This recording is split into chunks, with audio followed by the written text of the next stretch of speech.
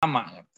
Nah, masih lama, perubahan berarti masih lama. Dengan perubahan masih lama itu, maka kita berpikir, loh, kalau gitu, kalau perubahan lama, berarti Kodak, ya udah kita nggak berubah, karena pabrik saya masih kuat untuk mendukung itu. Secara fisikal, kalau kita lihat analisis, itu ya.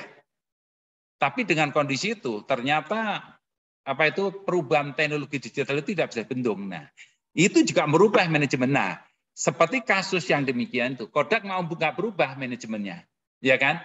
Maka manajemen nggak berubah. Karena nggak berubah, maka dia akan gulung tikar. Dan itu terjadi gulung tikar. Sehingga banyak pabrik seperti di Mannheim. Saya pernah ke sana tuh ke pabrik yang di Mannheim itu dekat saya lupa ada kota perbatasan antara Mannheim dengan itu di Jerman tuh. Saya lihat itu berubah total, itu yang akhirnya nggak terpakai, ya sayang sekali ya. Itu perubahan yang mensupport tin film itu berubah total. Karena apa? Itu adalah tidak ada manajemen perubahan manajemen. Jadi kadang-kadang terjadi suatu inovasi bisa merubah manajemen perubahan, tapi manajemen perubahan juga bisa merubah situasi seperti inovasi. Karena kita ingin berubah, maka kita akan bisa mendapatkan satu inovasi yang terbaru. Itu yang mau saya terangkan dan kita bahas ya dalam segi ekonomi. Dan itu terjadi, misalkan kalau kita di sekolah atau universitas ya, di universitas itu kalau kita misalkan terjadi dengan kasus COVID ini. Nah, ini juga gitu terjadi karena situasi. Bisa satu manajemen perubahan itu ubah karena situasi juga bisa. Karena pengaruh dari situasi, kondisi, misalkan COVID-19.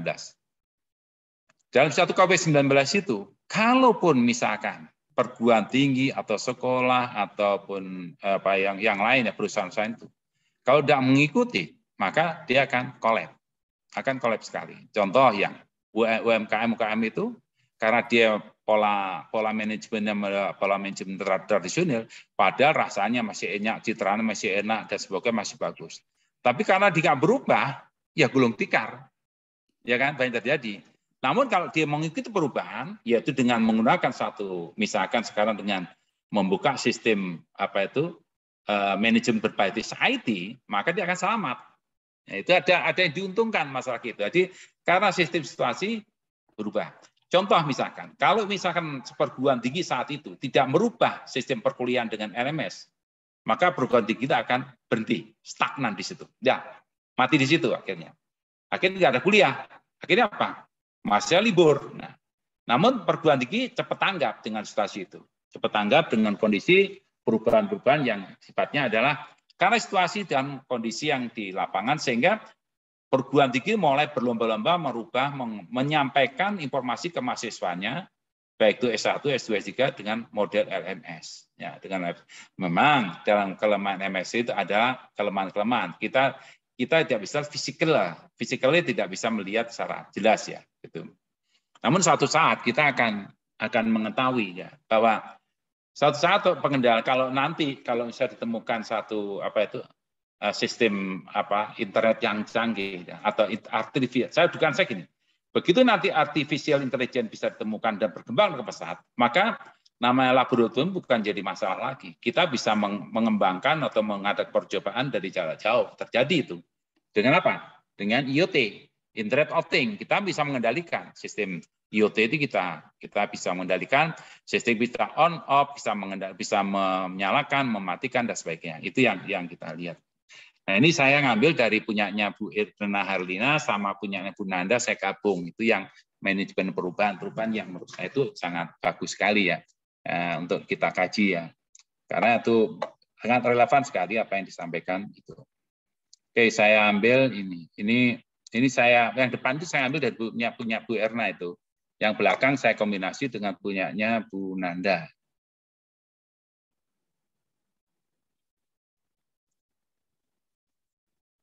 Nah,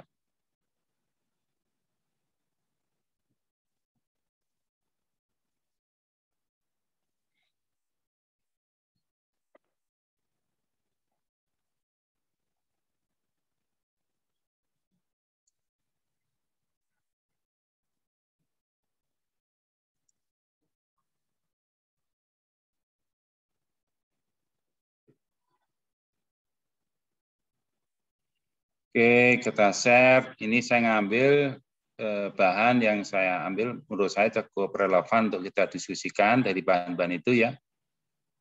Bentar, ini kok. Udah bisa nggak? Belum? Belum ya? Belum, Prof. Belum. Bentar, kok nggak bisa? Oh, di sini saya salah ngambil. Ini. Kelihatan ya?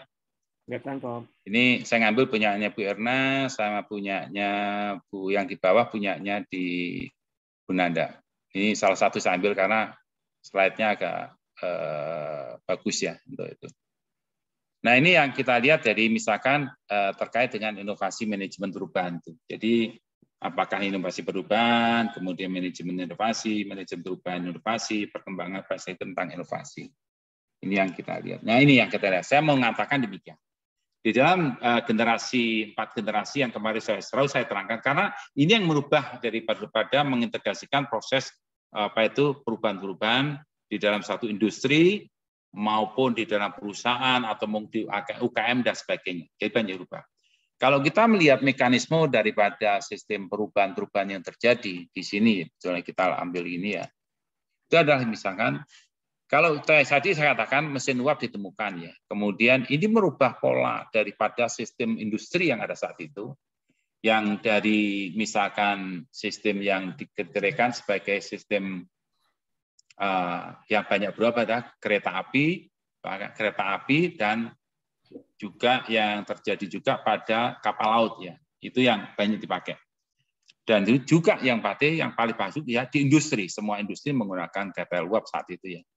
Maka ini akan merubah perubahan. Nah, perubahan ini karena ada ditemukan sistem pada zaman itu ya, maka merubah sistem manajemen di dalam industri, di dalam perkantoran, building, kemudian di dalam transportasi, kemudian di dalam transportasi, tapi bukan udara, transportasi yang di laut sama transportasi di darat, itu yang kereta api. Pada zaman industri 2.0, jadi kita juga itu pada sistem yang perkembangan karena mesin-mesin ditemukan electrical atau yang dimana Thomas Edison ya, dia bisa menemukan listrik, maka itu ternyata perubahan dramatis sekali. Jadi perubahan yang merubah mesin-mesin di industri itu adalah mulai dia menggunakan model mass production ya.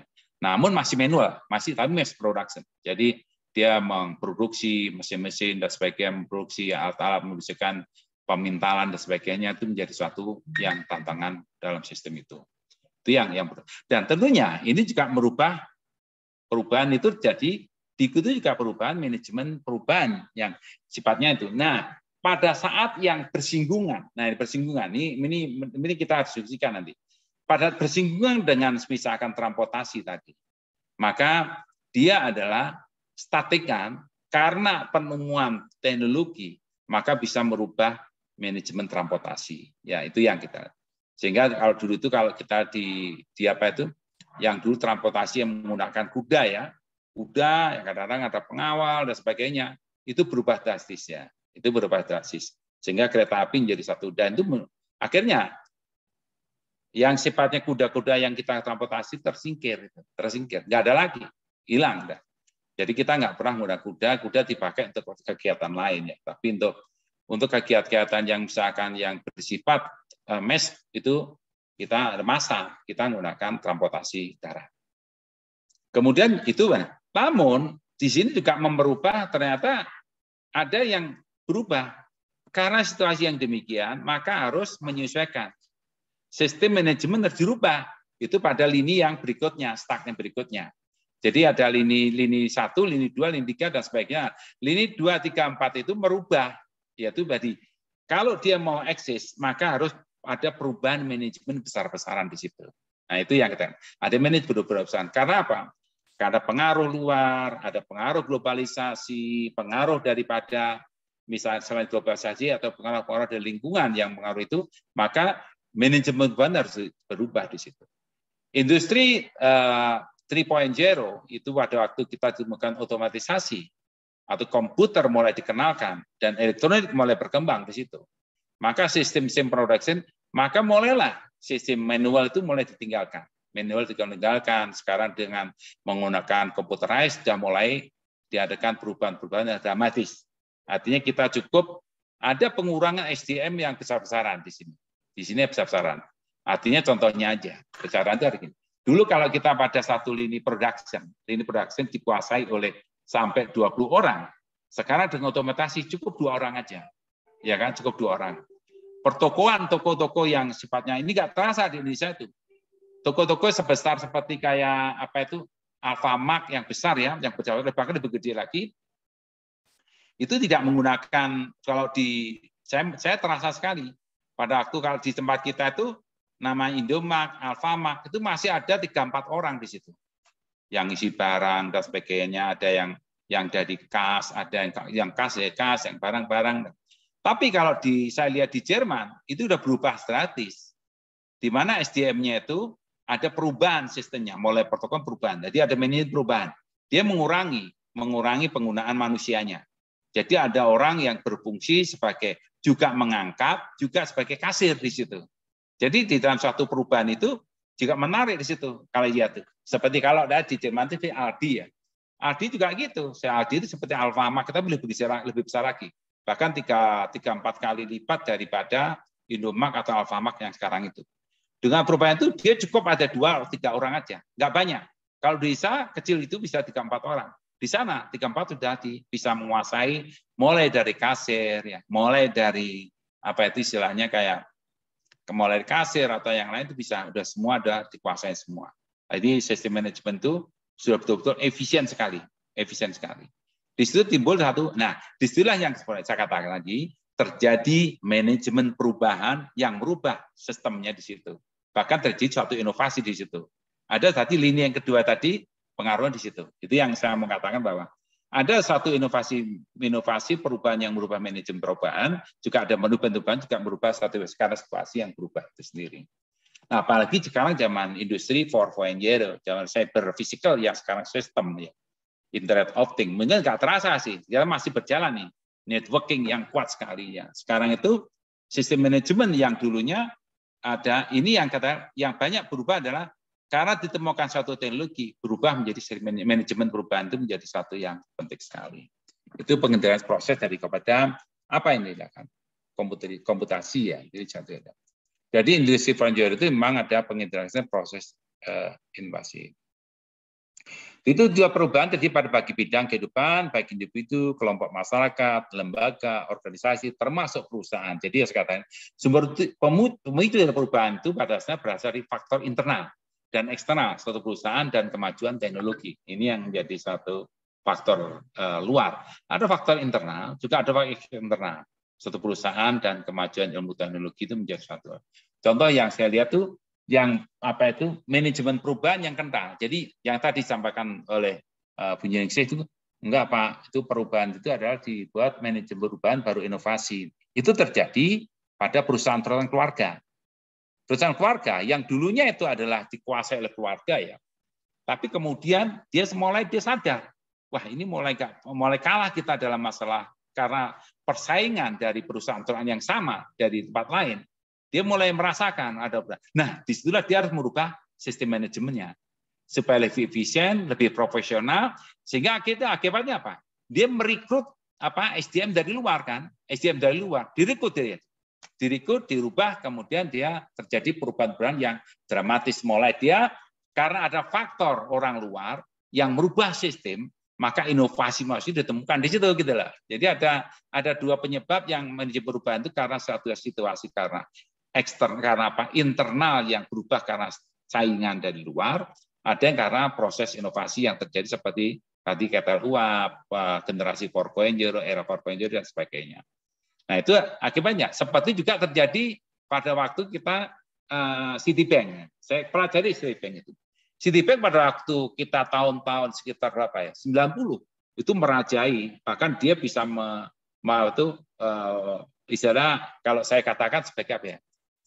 Dia itu berani bayar mahal pada bank lain, ditaruh di Citibank. Dibayar mahal dia. Karena dia apa? Saat itu Citibank betul-betul luar biasa. Orang itu kalau kita, pertama, dia karena brand image-nya juga bagus ya. Namun Citibank kalau mau berkiprah, dia tidak boleh menggantungkan pada top manajemen dari apa? Dari luar, dari pusatnya. Maka dia melakukan perubahan. Dia merekrut satu SDM yang andal, ya, yang berusaha berpikir lokal, bertindak berpikir lokal. Mulai direkrut manajer-manajer yang muda, yang berkualitas, ya, ditaruh di Citibank di situ. Jadi ada istilahnya pembajakan SDM, terjadi itu pembajakan SDM. Dan itu perubahan karena apa? Dia ingin merubah untuk menemukan inovasi-inovasi yang bisa berkembang pesat. Itu yang saya katakan sebagai suatu manajemen perubahan. Tidak salah misalkan tadi Bu Jenisa atau dikatakan oleh yang lain itu terkait dengan perubahan-perubahan ini. Kemudian apa yang dimaksud dengan manajemen perubahan inovasi ini? Kalau saya lihat dari Bu Erna itu ngambil di sini. Manajemen perubahan itu adalah suatu pendekatan untuk mengubah individu, tim, organisasi pada kondisi masa depan yang diinginkan. Ini menurut Kotler, ya. Suatu pendekatan untuk mengubah individu, tim, dan organisasi pada kondisi masa depan yang diinginkan. Ini yang kita pendapatnya Kotler, ya. Ini betul. Jadi manajemen perubahan itu karena pendekatan yang harus merubah individu, merubah tim, organisasi kepada disesuaikan dengan kondisi yang ada. Bahkan pakai materialnya sampai ke produk-produk yang jadinya dirubah. Tujuannya apa? Yaitu tujuan utama suatu negara, bangsa, dunia, dan pemerintah, organisasi, sektor publik, bahkan individu adalah untuk mencapai kondisi yang lebih baik. Sebenarnya lebih baik adalah efisien dan efektif, ya, dan bisa menciptakan nilai ini dari sebelumnya. Demikian seterusnya sehingga better performance, better condition, better life, gitu ya. Itu better life. Jadi untuk mendapat apa? Untuk menjadi kehidupan lebih baik. Untuk merubah kondisi lebih bergairah, ya. Untuk merubah performa di organisasi lebih baik. Ini yang manajemen perubahan. Nah, itu yang saya katakan lini, ya. Dan ini yang berikutnya. Jadi satu perubahan karena satu tantangan atau keinginan atau perubahan diinginkan seperti yang dikatakan oleh Kotler tadi. Berarti untuk mengubah individu, organisasi pada kondisi masa depan yang diinginkan. Organisasi bekerja tinggi, nah, itu adalah high performance organization. Kalau kita lihat ini pentingnya melakukan perubahan. Jadi penting melakukan perubahan itu apa, ya? Itu tadi perubahan yang inovatif. Apa? Untuk mendapatkan suatu darah muda, kalau darah segar, bukan darah muda, darah segar, ya, darah segar untuk merubah suatu sistem manajemen itu. Jadi perubahan inovatif perlu dilakukan. Untuk mendapatkan apa? Kinerja yang tinggi. Nah, seperti yang dilakukan oleh Citibank. Dia kalau performanya high performance organization dari Citibank bagus, maka salah satunya kita harus orang merekrut manajer profesional di perbankan, ya, bahkan dia berani gaji tinggi, ya, kemudian yang bisa merubah inovatif karena apa? Dia paham sekali dengan pola berpikir lokal berpikir lokal itu menjadi suatu hal yang penting sekali. Pejabat administrator, pemimpin integrasi dari manajemen perubahan itu, ya, kegiatan melayanan publik, staf administrasi pemerintah, pembangunan di unit organisasi perlu melakukan perubahan. Nah, ini seperti kalau kita itu, kalau dulu kita itu sulit mengukur kinerja, ya, dulu sulit mengukur kinerja itu. Kinerja gimana ukurnya, ya? Nah, akhirnya dengan dengan analisis kebijakan di bidang SDM, maka itu gampang sekarang itu kita mengukur kinerja seorang. Apa yang dilakukan tiap orang tiap hari, maka disesuaikan dengan profesional seorang, disesuaikan dengan kemampuan seorang, maka kinerja bisa kita hitung. Jadi merupakan satu perubahan-perubahan yang menurut saya itu adalah sangat penting sekali dengan terutama kalau kita lihat di pemerintah aja. Yang dulu itu kalau kita lihat, saya selalu mengatakan gini, untuk membuat SIM aja, saya dulu untuk SIM itu butuh waktu 2 minggu untuk menunggu sampai selesai. Bahkan seminggu lah, paling cepat seminggu. Kita dimasukkan dulu berkasnya, kemudian dianalisis 1, 2 hari, 3 hari, kita tunggu. Katanya menunggu daripada top manajemen, menunggu polisi yang ini harus tanda tangan dan sebagainya. Bahkan level yang tinggi di situ, dia harus tanda tangan dan sebagainya. Sehingga urutan demikian. Maka kalau kita tantang ke depan, kalau itu yang perubahan itu tidak dirubah, maka kita akan disoroti dan dianggap pemerintah tidak mampu karena pemborosan di bidang manajemen. Nah, itu perlu di manajemen perubahan di situ. Ini yang saya katakan oleh apa? Untuk berbuat menjadi lebih baik lagi dalam hal situasi demikian. Ini yang terjadi dalam satu sistem yang kita lihat, manajemen perubahan yang kita lihat. Dengan berubah itu, maka ada yang menarik di sini. Ada satu yang kita inginkan, bagaimana mengendalikan manajemen perubahan itu. Kemudian bagaimana melaksanakan rencana perubahan yang kita susun. Jadi mulai kita menyusun rencana perubahannya, kemudian bagaimana merumuskan upaya perubahan, dan bagaimana merencanakan dan mengendalikan. Dan yang penting, yang dalam manajemen perubahan itu adalah kita merubah pola pikir kita, bagaimana mendiagnosa, mengidentifikasi permasalahan pelayanan publik, administrasi pemerintah, pembangunan di organisasinya itu. Ini yang kita lihat dalam satu apa yang disampaikan, yang dibuat oleh Bu Erna ya dalam manajemen perubahan yang diambil dari buku-buku yang didalami. Jadi manajemen perubahan ini menjadi satu menarik untuk kita kaji. Dari sini ada pertanyaan Bapak Ibu sekalian?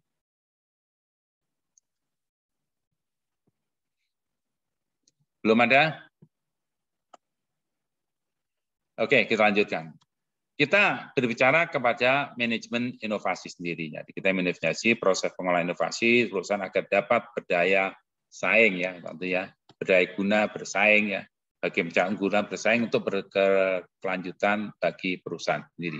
Jadi, maka diperlukan manajemen inovasi ya, kita lihat. Jadi dengan adanya manajemen inovasi ini, betulnya perusahaan agar berdaya saing, artinya dia menciptakan keunggulan. Itu yang harus dilakukan. Kita lihat pendapatnya daripada John dalam bukunya. Kita lihat yang bukunya itu adalah dalam majalah Salo ya, membedakan 3 jenis inovasi produk. Inovasi proses dan inovasi pasar. Nah, ini yang kita lihat. Kalau kita produk, kita pasti ya. Jadi ada perubahan mendasar. Biasanya produk mendasar. Ada perubahan daripada proses. Ada perubahan daripada pasarnya sendiri. Ini produk memiliki mana paling jelas, yaitu menghasilkan pendapatan.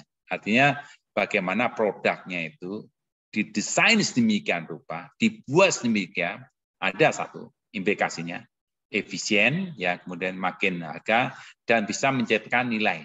Itu yang terjadi. Maka inovasi akan bermakna di sini, akan bermakna. Kalau enggak, tidak akan bermakna. Tujuannya menghasilkan suatu pendapatan. Itu yang terjadi. Kemudian inovasi proses, jadi menjadikan sarana. Nah, ini saya kembali ke inovasi produk ini. Inovasi produk jangan dikatakan sebagai barang yang real ya. Namun inovasi produk juga berupa organisasi. Ini produk juga bisa berupa satu hukum, produk hukum. Inovasi produk itu bisa berupa selain itu ada budaya, itu bisa juga. Ini produk juga bisa macam-macam, dari mulai sosial ke masyarakat, itu juga produk. Gitu. Ini produk juga. Ini yang kita ada satu tangible dan intangible, itu yang kita lihat dalam satu industri produknya. Kita agak berpikir agak luas, jangan sampai kita terjebak karena produk itu adalah barang fisikal, tapi bukan. Produk bisa berupa produk hukum, ya produk hukum adalah satu produk. Kemudian inovasi proses menyediakan sarana untuk menjaga dan juga menjaga dan meningkatkan kualitas dan untuk menghemat biaya. Artinya bagaimana suatu proses yang dulunya itu kalau kita mengidentifikasi katakanlah proses mengidentifikasi penyakit ya. Penyakit itu bahkan kita itu ada variabel-variabel yang disediakan di situ. Kita sulit, dokter punya suatu asumsi yang banyak sekali. Variabel yang dianalisis, kemudian ada variabel A, variabel B, tekanan darah, dicek. Kolesterol, dicek. Asam uratnya, dicek. Kencingnya, dicek. Semua, dia punya variabel. Namun, dengan temukan satu sistem proses yang luar biasa, ya menurut saya itu ya, maka kita tidak perlu menyediakan itu. Kita bisa mengidentifikasi penyakit hanya dengan satu proses yang lebih unggul, ya. Jangan bisa lebih bagus lagi. Kita bisa mengidentifikasi. Contohnya, pada waktu kita melihat satu kita mengidentifikasi nanti yang belum ada ini, tapi ke depan akan menjadi satu acuan seperti untuk thalassemia. Thalassemia itu sekarang itu masih belum menjadi satu penyakit. Thalassemia itu bukan menjadi satu kebutuhan. Coba lihat berapa tahun ke depan, katakan 5 tahun, 10 tahun, thalassemia akan menjadi satu yang harus kita kita harus syukuri. di situ ada teknik proses dalam metodenya, metode prosesnya. Misalkan ada setelah ditemukan satu sistem indikator perubahan-perubahan dalam metodologi, maka sekarang kita jelas dari 4 orang anak pasti ada yang kena thalassemia. Nah, itu kan atau satu proses yang luar biasa kan. Nah, sekarang permasalahan dari 4 anak itu mana yang harus diketahui gitu yang kena thalassemia itu. Thalassemia itu penyakit defek darah. Itu akan sepanjang hari, sepanjang tahun dia akan harus transfusi darah. Nah, pertanyaannya itu kalau sebagai itu harus diapain gitu loh. Harus diapain gitu. Nah, dengan teknologi yang ditemukan teknologi proses, metode proses pada pemeriksaan thalassemia, dulu kita sulit. Kenapa defek darah? Kenapa ada defeknya? Sekarang metode menjadi gampang. Misalkan orang yang sudah berkumpul, misalkan 1-2 minggu atau 4 minggu ya, kita udah tahu bahwa ini adalah janin ini akan menjadi suatu produk yang sifatnya adalah pembawa thalassemia. Nah, pertanyaannya, kalau ini pertanyaannya, apakah diteruskan atau tidak? Nah, itu merupakan satu hal yang bagus. Jadi akhirnya nanti kalau kita putuskan, oke, ini berarti kalau kita mau diteruskan akan menjadi beban bagi orang tuanya sampai seumur hidupnya. Nah, maka suatu hal ini maka dia harus mengadakan satu keputusan.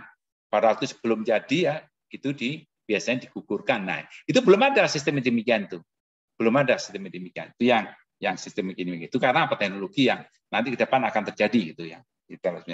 Karena orang yang kawin thalassemia itu akan terjadi demikian. Itu proses metode yang dikembangkan. Banyak proses yang kita lihat. Nah, kalau diproduksi itu akan banyak sekali. Kemudian inovasi pasar memperhatikan peningkatan target ya. Bagaimana inovasi harus dikembangkan. Apakah pasar itu kita akan membuat produk yang cekungan. Itu produk cekung itu ada produk yang sifatnya masih bisa dikembangkan lebih jauh lagi ya. Atau kita akan membuat produk baru sama sekali, atau kita mengembangkan produk yang ada, atau kita menggunakan satu inovasi pasar, apalagi kita menggunakan sistem online atau dan sebagainya. Ini merupakan suatu pilihan yang terbaik dilayani untuk kepada customer kita ya. Kalau itu yang sekarang itu sudah menjadi satu inovasi yang pasar yang sekarang lah terjadi namanya marketplace itu menjadi suatu hal yang penting untuk kita kaji. Jadi bagaimana perkembangan pasar itu ke depan bagaimana. Nanti ke depan, berapa tahun ke depan, mungkin sekitar 5 atau 6 tahun dengan digunakan drone ya, drone yang bagus ya. Nanti kita bisa terjadi drone itu menjadi pengangkut barang. Jadi tidak perlu menggunakan Gojek atau yang lain. Makin drone ke depan, dia bisa mengirim barang pada titik koordinat tertentu dan orang bisa terjadi. Itu bisa terjadi gitulah. Itu yang kita lihat dalam satu perkembangan dari transportasi dan sebagainya. Robbins lebih memfokuskan pada 3 hal utama gagasan baru, yaitu gagasan baru timbul karena suatu kreativitas yang unggul ya, kreativitas gagasan baru, produk dan jasa, karena produk itu juga ada produk yang real, ada jasa yang tidak intangible, artinya itu, dan juga bagaimana suatu gagasan itu nanti diupayakan perbaikan-perbaikannya, itu yang seharusnya gitu.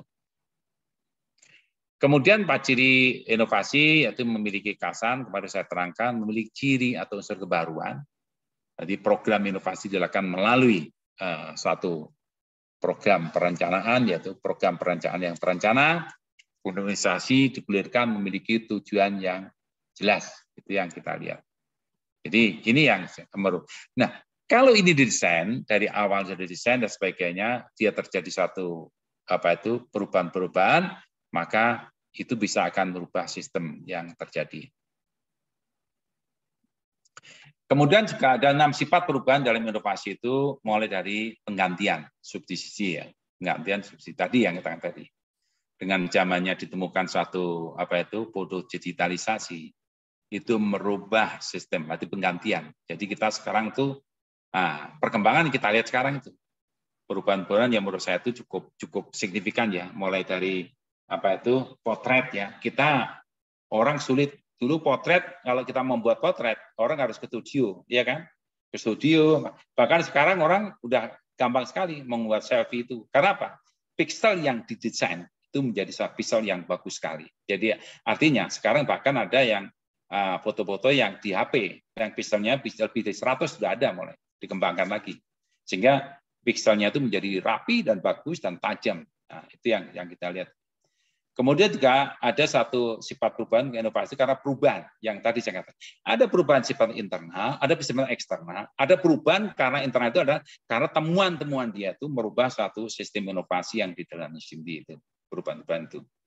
Kemudian juga penambahan. Jadi ada penambahan addisional, misalkan kita bisa merubah sistem itu dengan penambahan-penambahan addisional, seperti contohnya kalau kita lihat kios ya. Kios teknologinya dan mobil mobilisasi teknologi udah lama sebetulnya. Namun kenapa sampai sekarang action? Karena ada action ini, ada penambahan ini. Dia desain ditambahkan di di joknya, ditambahkan di masa lampunya, ditambahkan sehingga menjadi manis lagi ya, menjadi bagus, kemudian dibuat. Ini yang penambahan menurut saya itu perubahan yang merupakan satu sifat perubahan dari inovasi ya. Kemudian juga penyusunan kembali, restructuring, karena kita sistem tidak restructuring itu adalah sebetulnya fungsinya itu sama, namun dia dirubah menjadi lebih efisien, lebih efektif ya. Kemudian juga lebih bernilai ya. Mungkin dia packingnya, modelnya itu yang dirubah, yang jadi penyusunan kembali ya, restructuringnya. Kalau misalkan kita tuh kalau kita lihat ada mobil Suzuki yang tahun 94 masih ada, yaitu Baleno. Pernah dengar kan Baleno itu? Mobil Baleno sampai sekarang masih eksis sekarang karena restrukturing kembali dia. Dia tidak merubah, penyusunan kembali sistemnya itu, merubah mesinnya, tapi mereknya tetap Baleno. Itu yang mulai dari desain mukanya dirubah dan sebagainya, penyusunan kembali. Kemudian juga ada sifatnya penghapusan elimination karena tadi yang yaitu berubah-ubah karena mungkin kita adalah dari mulai satu generasi foto dengan menggunakan tin film kita rubah menjadi digitalisasi. Itu merupakan eliminasi, tinggal penghapusan. Yang nanti ke depan, contohnya penghapusan itu terjadi, inovasi penghapusan itu terjadi misalkan nanti kuli-kuli bangunan atau istilahnya itu kuli-kuli di gorong-gorong ya, itu tidak perlu nanti. Karena apa? Bisa temukan robot yang sifatnya itu robotik, bisa diperintahkan, dia menguat desainnya dan sebagainya, didesain demikian, sehingga kita tidak sulit. Nanti pengeboran-keboran sekarang sudah terjadi kan, dia menggunakan satu robotik dan sebagainya. Jadi penghapusan itu menjadi jadi. Jadi dihapus dan di-elimination. Kemudian juga penguatan. Jadi penguatan ini yang tadi ada sifatnya, penguatan itu dia misalkan dari masalah force-nya atau kemampuannya, atau mungkin dalam segi penampilannya, itu penguatan bisa terjadi. Apakah perubahan merupakan inovasi? Ini pertanyaan. Nah, apakah perubahan merupakan inovasi? Nah, ini ada pertanyaan yang menarik sekali. Apakah perubahan tidak selamanya inovatif? Mengapa?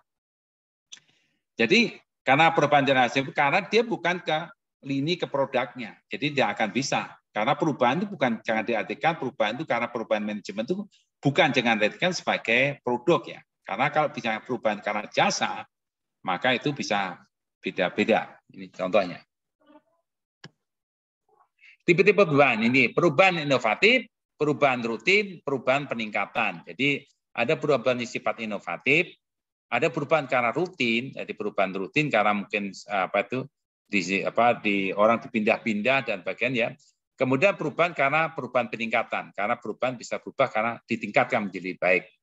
Nah, perubahan inovatif inilah yang saya katakan bahwa tidak semua apa yang dikatakan sebagai tidak semua perubahan itu selamanya perubahan tidak selamanya inovatif, karena perubahan itu bisa menyebabkan suatu penyegaran atau perubahan misalnya orang pindah sini karena itu juga merupakan perubahan karena untuk meningkatkan kinerjanya seseorang atau untuk menguasai sistem dan sebagainya. Ada yang menarik juga di sini, perubahan inovatif itu perubahan yang mengandung sesuatu yang baru. Nah, perubahan inovatif karena perubahan sudah mengandung baru. Di sini perubahan satu menjadi lain dari semula. Ini berubah total, jadi perubahan lain. Inovasi sesuatu yang baru yang semula tidak ada, yaitu pemikirannya, caranya, prosesnya, peralatan kerjanya, transportasinya. Jadi yang semula tidak ada menjadi suatu inovatif bersifat kebaruan, bersifat baru, bahkan tidak ada di dunia pun. Itu yang dinamakan inovatif. Dan itu yang saya tadi akan berdampak pada manajemen perubahan yang saya tadi. Jadi berarti perubahan yang mengandung sesuatu yang baru dan perubahan pada manajemen perubahan. Ada yang menarik di sini, inovasi, ide, dan implementasi. Kemudian ada orang menggunakan satu model yang apa itu istilahnya apa ya, adaptif. Nah, adaptif itu gini. Dia tuh mengamati, ATMP, mengamati, tiru, modifikasi, terapkan. Ini siapa yang pernah siapa nggak yang melakukan kayak gini? Negara mana yang sering melakukan gitu? Cina. Apa? Siapa, Pak? Cina ya, Prof. Cina, betul. Yang lain? Yang pertama kali siapa? Cibaduyut juga tuh, Prof. Oh iya, Cibaduyut ya, model ya. Cibaduyut yang tas-tas itu kan juga amati, tiru, modifikasi. Berarti yang kalau kita di Bogor itu ada tempat tas itu apa namanya, di lupa aku. Saya pernah ke sana itu 2 kali itu. Jadi Lampa ya, Pak? apa? Katulampa ada. Batu Lampa ya. Satu lagi Ya. Bu, yang Batu Lampa. Yang kalau kita dari Pakuan naik ke atas tuh. Terminal tas ya? Apa? Ya, terminal tas ya, terminal tas. Cuman apa namanya lupa sih. Itu lupa ada tuh. Jadi kalau kita mau ke arah, jadi kalau dari terminal itu kita naik ke atas yang bukan melalui tol, itu ada tuh tas yang modifikasi mulai dari merek apapun ada. Karena apa? Amati, tiru, modifikasi, terapkan. Sebenarnya negara yang melakukan kayak ini pertama kali Jepang ya. Dan itu betul-betul ditiru habis-habis itu di Cina, gitu loh, oleh Cina. Itu menarik sekali. Cina itu juga gitu. Amati, tiru, modifikasi, dan terapkan. Sehingga kadang pernah saya cerita sama Bapak Ibu kemarin ya, orang Jepang itu dilarang masuk di negara Jerman. Di industri Jerman. Itu dilarang. Jadi tidak boleh. Karena dia betul-betul fasih dalam mengamati, fasih dalam meniru, fasih pada modifikasi, dan fasih dalam terapkan. Dan orang kalau berpikir dengan bekerja sama dengan Jepang itu, dia tuh betul-betul hati-hati juga. Jadi tidak semua itu produksi bisa. Karena tipe-tipe ATMP itu, amati, tiru, modifikasi, dan terapkan itu menjadi suatu barang yang tidak aneh. Terutama untuk sekarang untuk Jepang dan Cina. Kemudian perkembangan perspektif dari tentang inovasi ini, yang satu adalah karena dorongan kemampuan. Nah, hati-hati dengan dorongan kemampuan yang maksudnya itu adalah karena intelektualnya, karena kompetensinya, ya dorongan kemampuan itu, karena wawasannya. Nah itu. Nah juga perkembangan perspektif inovasi juga karena tarikan kebutuhan karena masyarakat membutuhkan gitu loh. Saya maunya ini. Nah itu contoh yang diterapkan yang saya ingat kali kalau menerangkan manajemen itu manajemen yang diterapkan oleh Jepang ya. Pada waktu saya pernah cerita pasti ada mobil kotak yang diproduksi oleh Jepang, ya kan?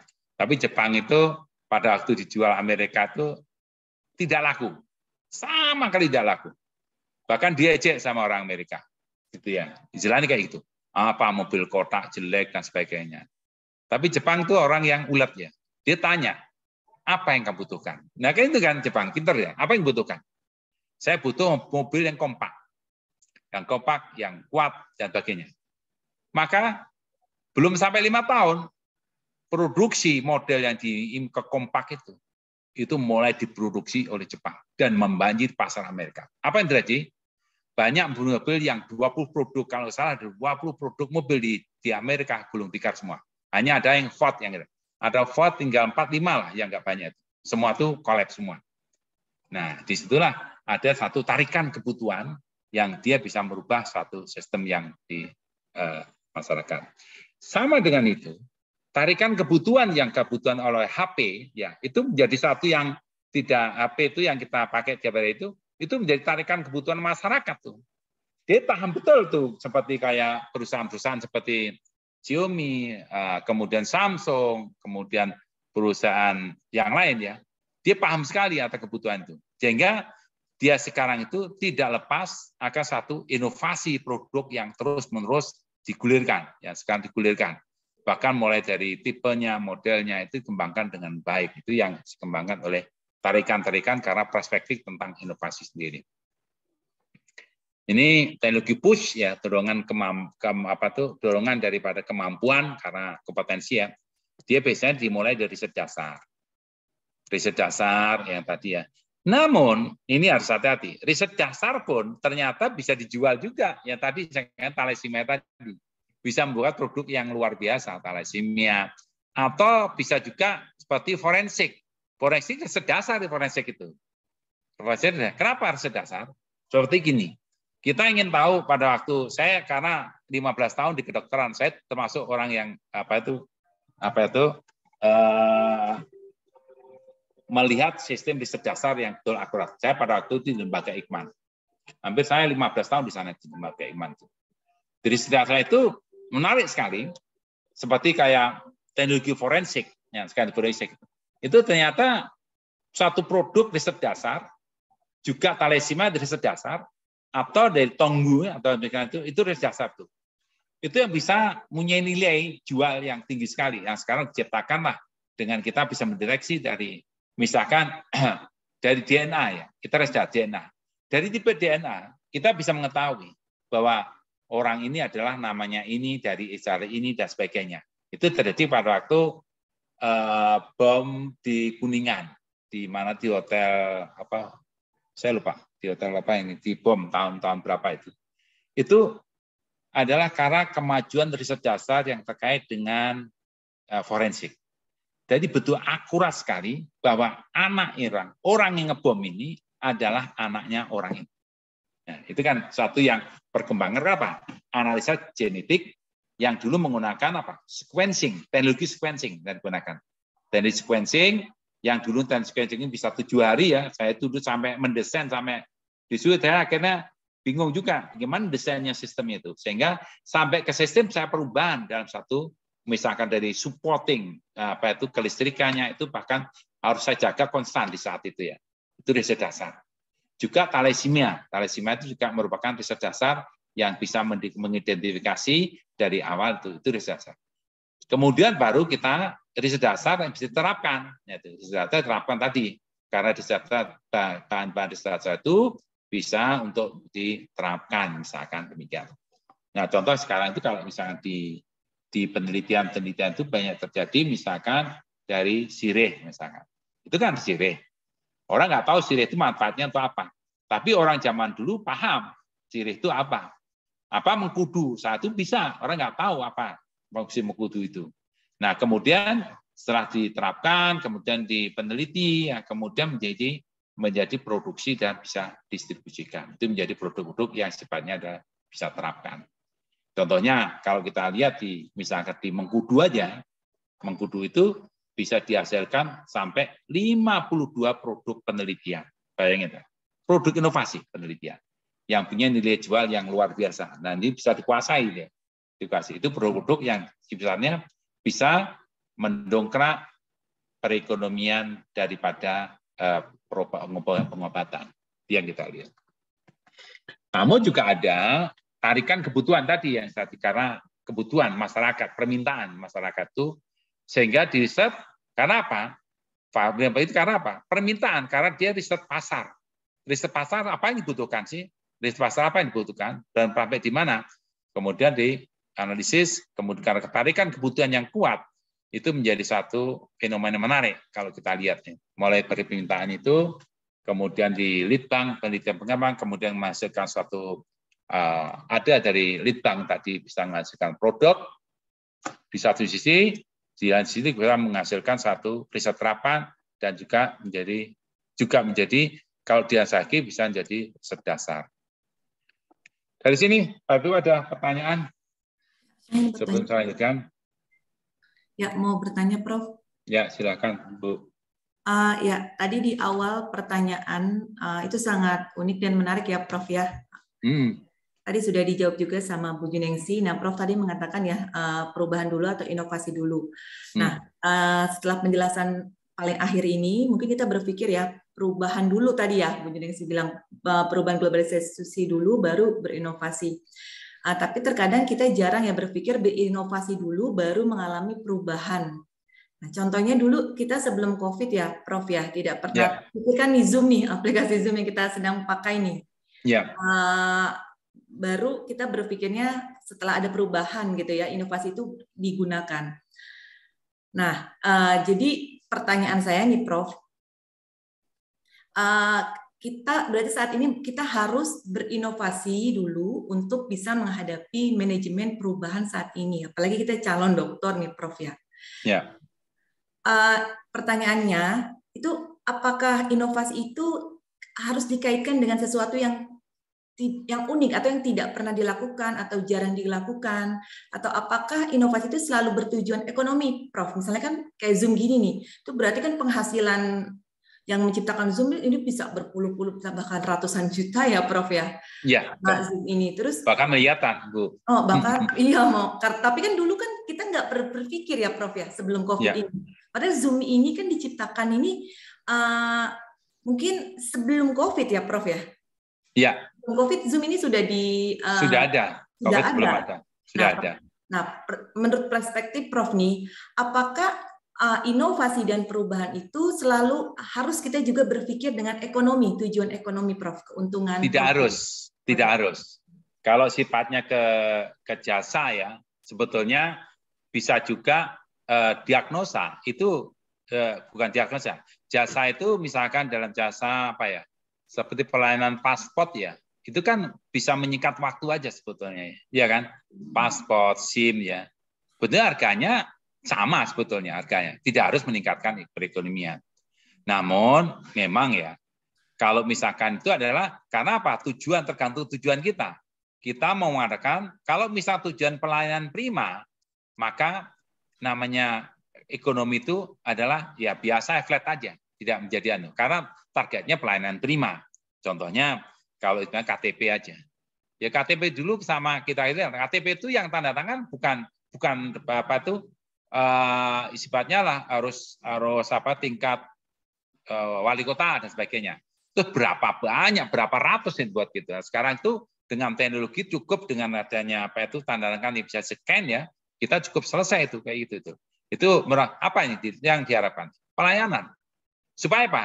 Supaya manusianya, stakeholder, wah ternyata hebat ya, gitu lah gitu. Sampai sekarang itu namanya KTP itu dulu harus lari ke kecamatan. Saya masih ingat tuh. Jadi mulai RT, RW ya, kemudian sampai ke kelurahan. Meskipun dalam inovasi ini belum ada istilahnya dalam inovasi ini belum ada perubahan-perubahan yang signifikan. Contohnya gini ya. Kita tuh harus tetap aja namanya sistem membuat KTP itu harus ada harus ada surat pengantar dari RT RW gitu lah, RT RW dan sebagainya. Namun saya melihat di Jerman nggak perlu gitu loh. Di Jerman nggak ada RTW, nggak ada RTW itu, nggak ada sama sekali. Jadi langsung ke Kecamatan. Di situ langsung kita dapat, langsung kita cetak, selesai udah. Artinya apa? Kita itu sebetulnya di situ saya melihat, oh ternyata teknologi IT itu menjadi suatu yang fundament ya. Kita cukup karena apa demikian tuh? Karena sistem kependudukan itu sudah begitu terfilter dengan baik gitu loh. Dia udah nggak tahu seperti orang ini duduk di mana, tinggal di mana, itu udah akurat. Kalau enggak kita kena wasit di situ. Artinya ada perubahan itu yang terjadi. Namun memang kalau misalkan dikaitkan dengan ekonomi, maka produk itu harus berimplikasi pada ekonomi. Itu yang terjadi pada saat ini. Itu pun ada. Ya, terima kasih Prof.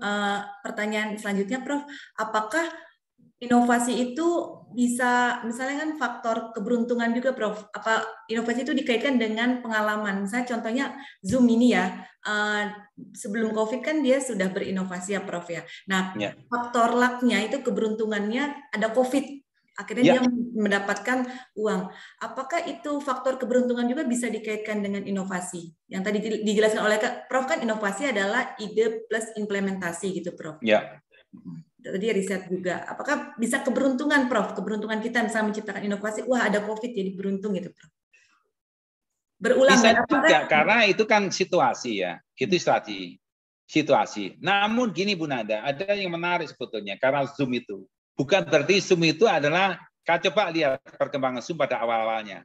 Kalau tidak didukung oleh suatu kondisi lingkungan yang dimana kecenderungan membutuhkan, masyarakat membutuhkan, maka tidak akan terjadi inovasi pada Zoom itu. Contoh Zoom itu dulu tidak banyak Bu, Zoom itu hanya 40, 30 dan sebagainya. Tapi dengan suatu perubahan sistem, maka Zoom itu bisa mencapai 500 bahkan 1000 sekarang itu Zoom itu. Dulu nggak bisa gitu loh. Namun itu, nah itu tanda petik, dengan perubahan jumlah itu maka ada perubahan apa Bu? Ekonomi di situ. Ada yang di apa tuh? Padahal dia hanya merubah sistemnya aja gitu loh. Merubah sistemnya dikuatkan sini, maka Zoom yang dulu diikuti 40, 100, ada sekarang akhirnya kalau Ibu mau berlangganan Zoom yang sifatnya 100, atau bahkan Zoom itu sekarang untuk membuat satu orang tertarik, ya akhirnya kita ada gratisan kan, yang hanya 40 menit itu, ya kan, gratisan. Itu menarik saya kalau misalnya itu kita kaji, oh di akhirnya, oh lumayan ya gitu. Tapi kalau misalkan ada hal tertentu kita tidak bisa, kalau kita mau mengundang orang beribu-ribu orang ya, maka salah satunya kita harus berlangganan. Berlangganan tiap tahun kita bayar, akan ada perbedaan antara Zoom 100, 200, 300, 400, 500 dan sampai 1000 atau lebih di situ. Itu yang hebatnya di situ. Yang hebatnya Zoom itu bisa mengkomunikasikan hampir orang seluruh dunia. Ayo, hampir seluruh orang dunia. Yaitu itu akhirnya apa? Satu yang harus kita lihat, perubahan dan itu dampaknya ke perubahan manajemen. Perubahan manajemen berubah sama sekali gitu lah. Nah, itu yang saya tadi. Bukan berarti ada suatu inovasi yang bisa merubah manajemen, tapi ada perubahan manajemen juga bisa menyebabkan suatu inovasi tidak terjadi. Sebetulnya ini ada satu yang menurut saya itu suatu tergantung dari keinginan kita. Kita mau ngapain kalau kita pada intinya suatu inovasi itu adalah menciptakan suatu produk yang baru, ya.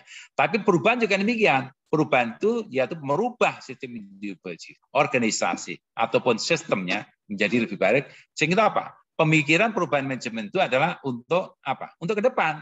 Apalagi kita kaitkan karena inovasi perubahan manajemen betul-betul murni itu. Kita harus melihat satu tataran apa? 10, 20, 30 tahun ke depan kita mau jadi apa gitu loh. Itu sudah demikian. Jadi perubahan manajemen itu bisa merubah kacamata orang jadi sistem demikian. Itu yang benar yang saya sampaikan. Ya, terima kasih Prof. Ya, ada lain.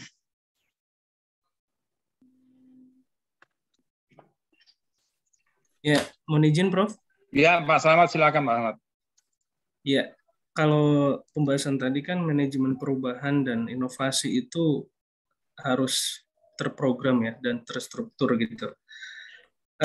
Kalau di Unpad sendiri itu punya manajemen perubahan dan inovasi seperti apa ya, Prof?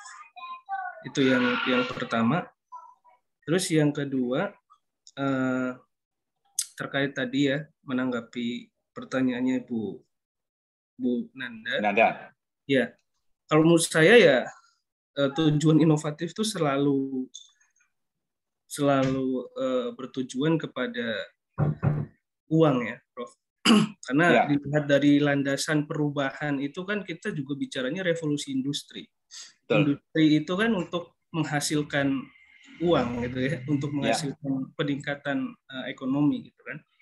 Makanya ya kalau apalagi kita hidup di negara kapitalis gitu kan, maka sangat tidak sesuai dengan tujuan lingkungan kalau inovatif itu tidak menghasilkan satu peningkatan ekonomi. Kecuali mungkin kita tinggalnya di Korea Utara gitu ya, yang sistem ekonominya sosialis komunis itu mungkin satu inovasi tidak mengarah kepada peningkatan tingkat ekonomi gitu kan, karena yang penting kan dia bisa show force kepada musuhnya untuk menunjukkan bahwa negaranya adalah punya teknologi yang kuat gitu kan. Nah itu mungkin ya sedikit tambahannya. Selama kita ada di dalam lingkungan kapitalis ya apapun yang kita lakukan tujuannya adalah untuk menghasilkan tingkat ekonomi yang lebih baik. Ya. Oke, tadi Pak Slamet, kita pause nanti kita jawab berikutnya Pak Slamet ya. Kita sholat dulu, Bapak Ibu sekalian. Nanti kita lanjutkan lagi. Kita sholat dulu. Terima kasih. Pertanyaan kita tunda dulu Pak Slamet ya. Ya. Assalamualaikum warahmatullahi wabarakatuh. Waalaikumsalam.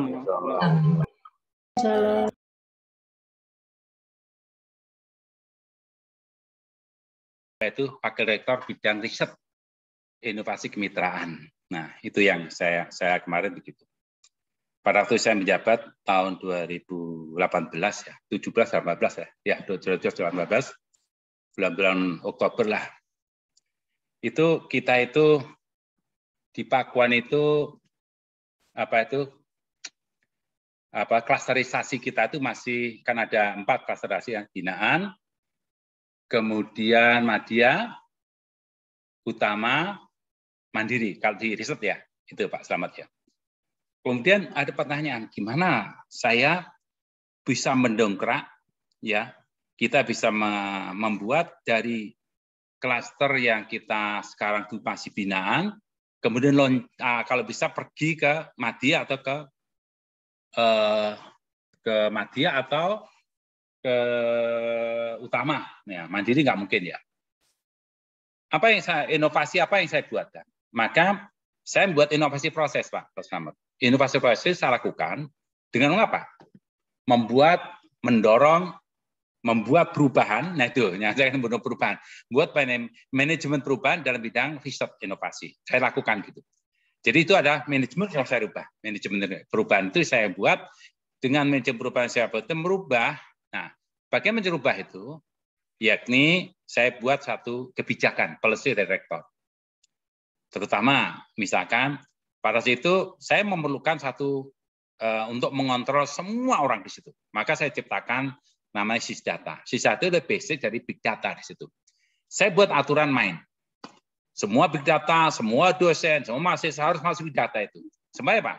Itu untuk mengontrol. Itu yang saya lihat di situ akhirnya itu ada satu manajemen perubahan, itu yang ngelakuin. Tapi belum puas, saya harus urut lagi. Maka ada namanya sistem namanya roadmap penelitian. Itu baru. Di dunia pun jarang roadmap penelitian itu ya, jarang ya. Roadmap penelitian itu roadmap penelitian dosen, bukan roadmap penelitian yang satu penelitian, tapi roadmap penelitian dosen. Jadi tiap-tiap orang harus punya satu roadmap. Misalkan Pak Slamet punya roadmap A, B, C, D. Nah, itu bisa. Tapi roadmap penelitian hanya satu. Tapi roadmap dosen itu macam-macam. Misalkan Pak Slamet ini kompetensi bidang A, bidang B, bidang C. Itu roadmap dosen. Itu bisa terjadi 2 atau 3 atau 4 orang, bahkan 5 orang bisa terjadi. Itu yang kita roadmap penelitian. Nah, kemudian saya buat desain lagi adalah membuat misalkan terjadi untuk membuat penelitian bisa bergairah. Maka dibuat desain kebijakan yang saya keluarkan adalah kebijakan di bidang riset inovasi. Semua kita ada sampai saya menjabat di tempatnya wakil rektor bidang riset inovasi kementerian itu, maka yang paling hebat adalah dari situ dengan perubahan-perubahan kebijakan itu, nah itu ya, jadi karena perubahan tadi, ada manajemen perubahan yang ada perubahan di manajemen risetnya saya rubah total di situ, saya keluarkan hampir 7 kebijakan yang semua satu dengan lain berturutan. Itu adalah manajemen dan menurut saya itu adalah saya rubah total. Dampaknya luar biasa. Penelitian yang dulu Madya itu berubah menjadi Utama. Tanpa binaan langsung ke Madya. Tanpa melalui Madya. Langsung loncat. Jadi langsung riset itu berkembang pesat. Namun juga ada kita mulai merubah sistem dari mulai didorong ada namanya reward dan punishment. Itu keluarkan kebijakan lagi, reward punishment. Mulai buku sehingga kita kasih hargai lah. Jadi kita harus menghargai intelektual yang diciptakan orang-orang itu sendiri. Itu yang saya inovasi di dan jadi banyak sekarang produk-produk inovasi kita itu kemarin tahun 2001 itu kita mengeluarkan hampir 14 produk inovasi.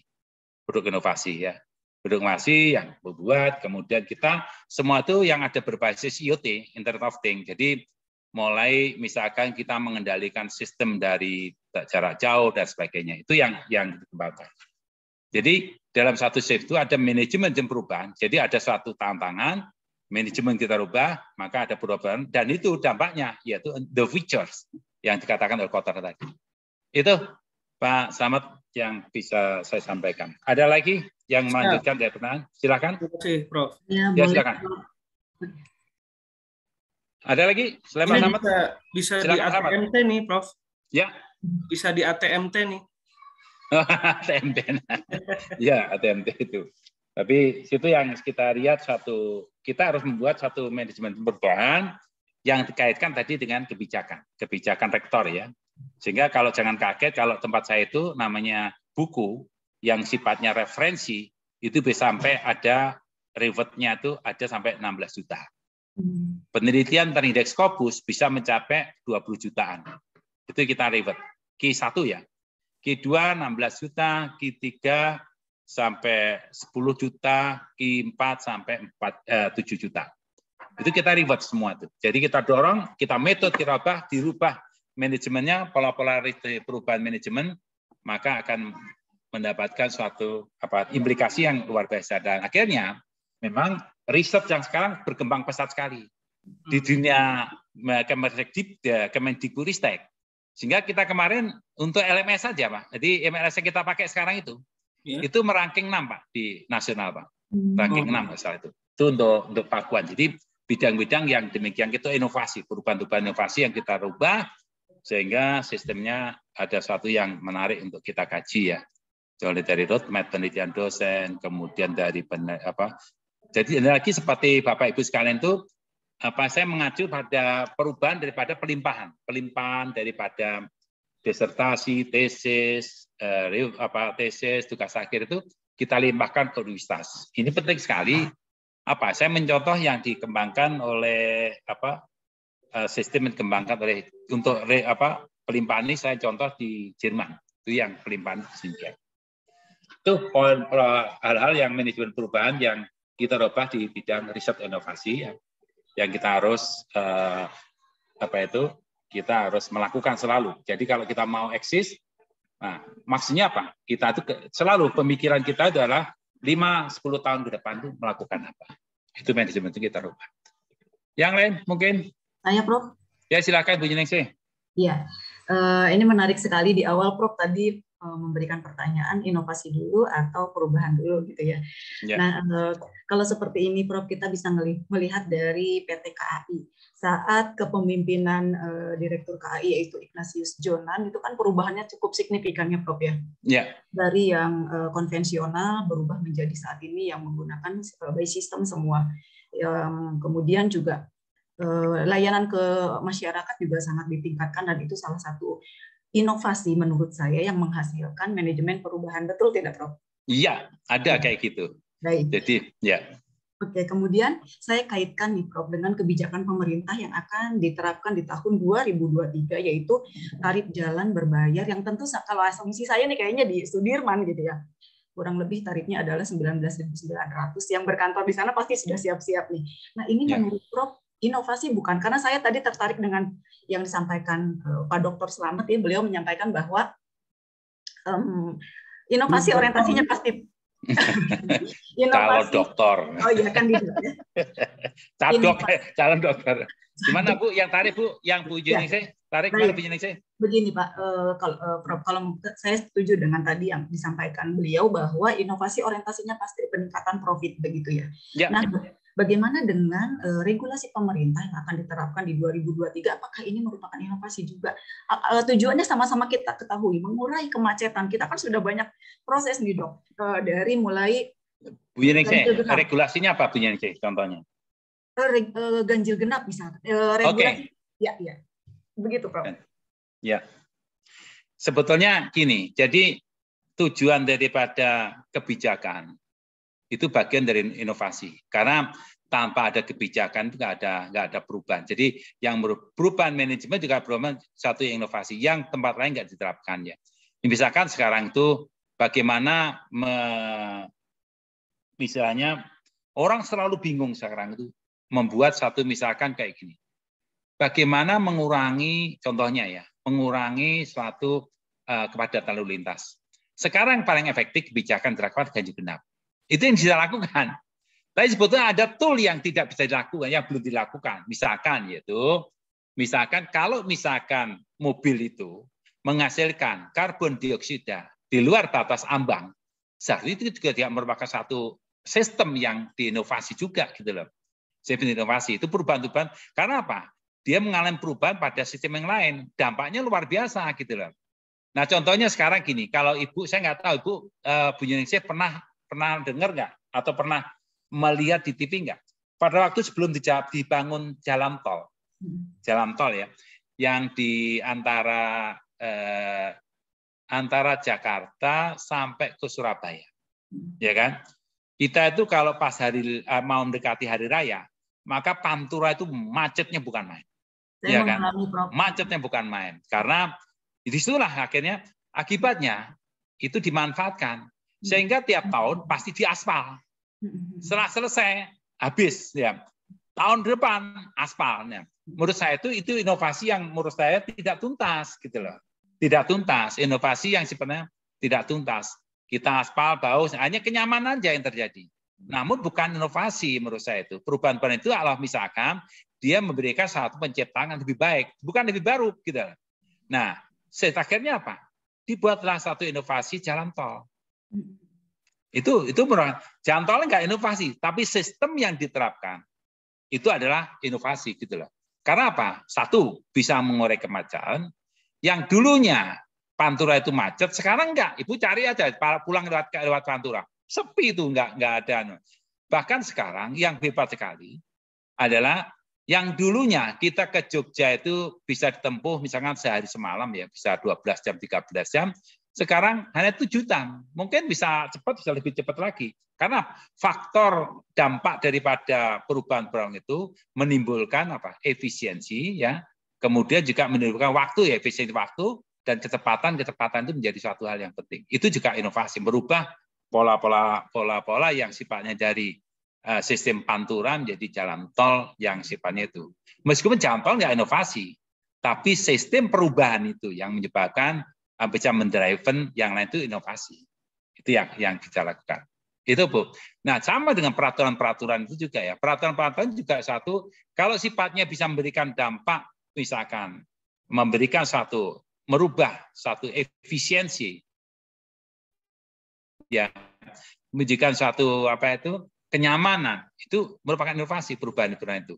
Memang nggak terasa. Namun kalau misalkan kita kaji lebih lanjut, itu adalah proses inovasi yang menurut saya bisa implikasinya ke ekonomi. Tadi saya katakan pas tadi berdampak ekonomi gitulah. Itu yang kita lihat. Jadi faktor inovasi itu yang tadi meskipun itu cost-nya luar biasa tinggi, namun ada sisi lain dalam satu tol itu adalah transportasi menjadi efisien, ya, efektif dan juga menjadi satu. Jangan diremehkan. Itu bisa memutar roda perekonomian lebih cepat dan lebih efisien. Itu ya. Mulai dari pengiriman barang kan lebih bagus ya. Mulai semua sistem ini akan dibuat.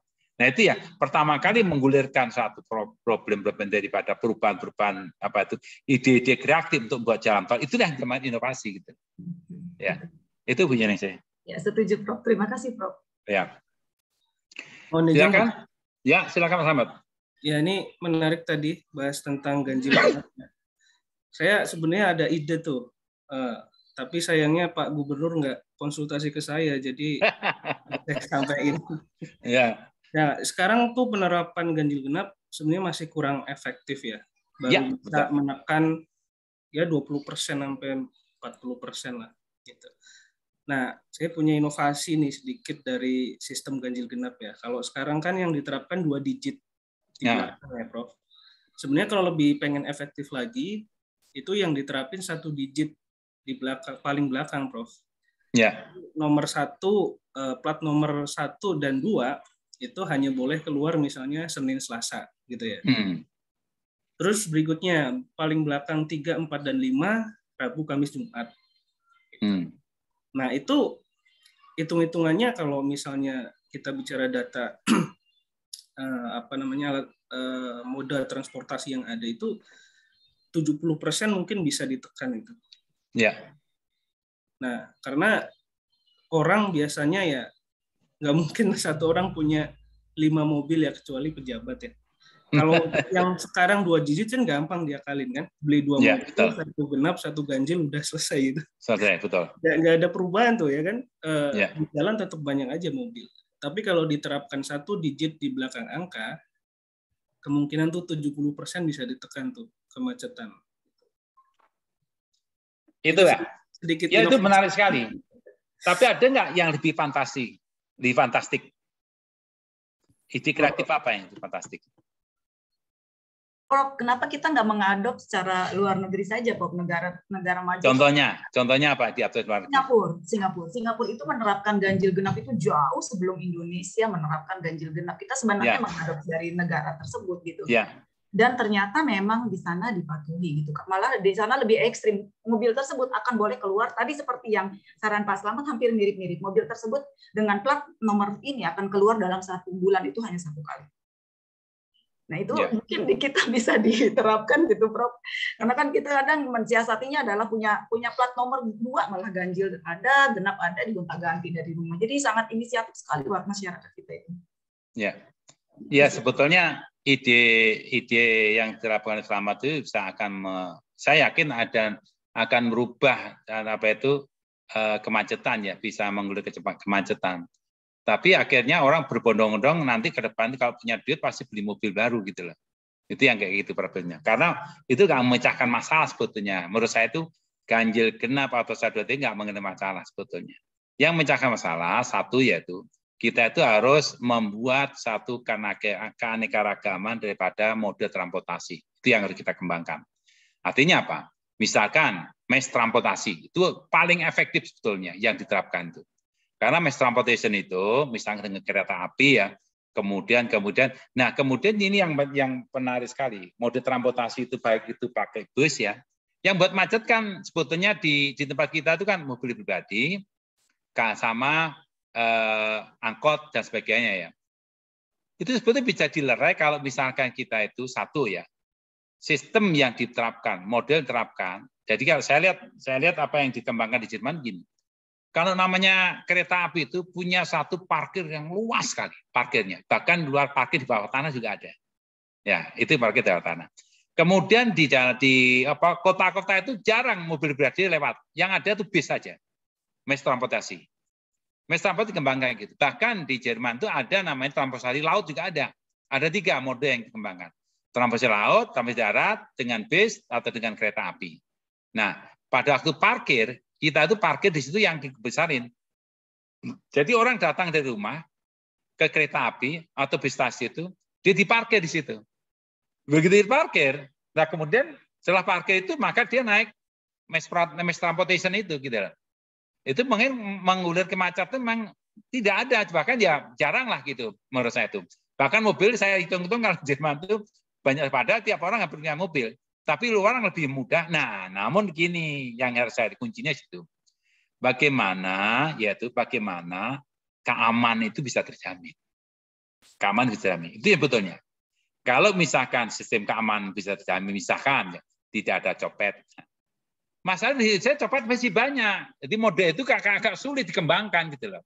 Copet masih banyak dan kemudian bahkan bergerombol ya, bahkan diserang habis-habisan ya. Itu terjadi di Indonesia itu. Kalau misalkan mode keamanan itu diterapkan, keamanan dijamin, pasti itu mudah itu. Orang ya contoh saya itu kadang-kadang iri ya, karena kita tuh sistem yang di Jerman tuh menurut saya 5 tahun ke depan daripada Indonesia. Mode transportasi itu dikembangkan. Karena apa? Bayangin, dalam waktu hitungan 5 menit itu polisi itu keliling gitu. Putar bahkan di taman-taman kota. Sampai malam ada. Taman kota itu terang benderang ya. Jadi kita itu kalau misalkan taman kota itu ada di bukan taman kota, di hutan itu. Ada lampunya. Bahkan saya jalan jam 11 malam tuh enjoy aja gitu loh. Enggak ada khawatir ada copet, enggak ada enggak ada, aman gitu loh. Itu Pak. Kalau kita bisa menjamin misalkan dari pihak pemerintah menjamin sisi keamanan tiap individu, wah itu enak itu udah. Artinya nyaman. Saya merasa terus terang hidup di Jerman, saya cukup lama sih ya, 7 tahun ya. Itu nyaman sekali saya 7 tahun di sana itu. Kok enak banget ya, kapan Indonesia tuh bisa menerapkan transportasinya oke. Bahkan yang paling hebat, ketepatan waktu mulai bis sampai dengan kereta api itu betul-betul tidak ada selisih sama sekali. Bayangin aja. Kalau dia jam 5.50 menit, ya jam 10 itu kita sampai jam 5 kurang 10 menit, saya datang jam 5 kurang 8. Itu udah jauh, udah kelihatan bis itu. Udah hebat sekali itu. Jadi mulai ketepatan, waktu, disiplin. Nah, siapa tahu di Indonesia itu kapan kayak gitu tuh. Kita mesti mengarah ke sana gitu loh. Kalau itu bisa dijalankan itu enak, nyaman. Pak Slamet tuh tinggal aja bahkan mobil ditinggal aja nggak ada yang ngambil di Indonesia. Beda motor diambil udah dalam waktu hitungan detik udah hilang lagi gitu loh. Nah itu yang jadi orang itu nggak nyaman gitu loh. Ya karena apa ya, kita masih negaranya masih berkembang bukan dan ketika kesadaran saya itu sangat hebat sekali. Itu yang tingkat-tingkat yang menurut saya itu inovasi yang dikembangkan, dan orang di Jerman itu menyeberang aja takut. Kalau di desa menyeberang saya approach sendiri aja, di mana bisa nyebrang langsung jalan. Di sana tidak sembarangan. Jadi ada tempat-tempat nyebrang. Jadi disiplin di situ. Dan kalau gitu orang Indonesia paling disiplin. Bayangin aja, orang itu paling disiplin. Karena dia takut kena denda. Dendanya 600.000 kalau kita nyebrang. Nah, itu kan satu hal yang kebijakan-kebijakan terapkan oleh Jerman itu menurut saya itu perlu ditiru gitu loh. Tapi siapa yang bisa jamin? Kita polisi berkeliaran di jalan raya, tapi menangkap copet tadi sulit sekali mati gitu ya. Itu yang terjadi. Nah, itu yang menurut saya itu sistem ya. Sistem yang dikembangkan apa? Yang saya harapkan ada suatu inovasi di sistem gitu loh, maksudnya gitu loh. Jadi inovasi jangan dikembangkan di produk, tapi inovasi sistem, inovasi organisasi itu hebat sekali. Bahkan misalkan ada kecelakaan aja, itu hebat sekali kecelakaan itu ya. Inovasi yang luar biasa, sistem dikembangkan. Begitu kecelakaan, dalam waktu paling lama 5 menit itu udah hilang. Apa itu polisi itu? Nggak ada polisi berkeliaran di jalan seperti di Indonesia, nggak ada. Orang polisi di pos. Tapi karena sistem berjalan dengan baik, maka dalam hitungan 5 menit, nggak ada 5 menit. Itu sudah datang polisi itu. Itu yang menurut saya itu adalah sistem inovasi, sistem yang diinovasi. Itu yang harus dikembangkan.